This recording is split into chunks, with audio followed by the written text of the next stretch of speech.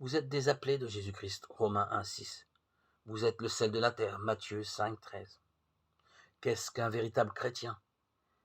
Est-ce quelqu'un qui va à l'église ou qui a été baptisé? Ou plus simplement un citoyen d'un pays christianisé? Au cours du temps, ce terme a perdu beaucoup de son sens et de sa valeur. Il est trop peu souvent utilisé pour désigner une personne réellement convertie, à la fois chrétienne, disciple de Jésus-Christ.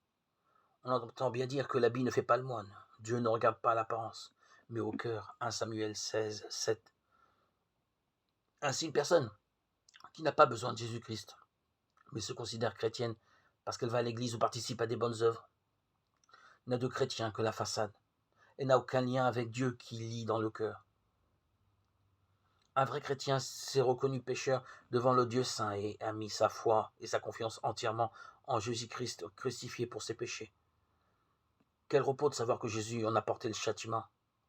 Il est mort puis ressuscité, montrant ainsi qu'il est fils de Dieu. Le chrétien n'est pas meilleur que les autres. Il a la même nature, produisant des pensées impures et des mauvaises œuvres, orgueil, mensonge, colère. Mais en acceptant Jésus pour sauveur, il reçoit la vie éternelle, avec la capacité et la responsabilité de montrer dans le monde les caractères de son sauveur. Le Seigneur Jésus attend de ceux qu'il a rachetés qu'ils soient ses témoins. Vous êtes manifestés comme la lettre de Christ, de Corinthiens 3.3. Est-ce que ma vie montre cela?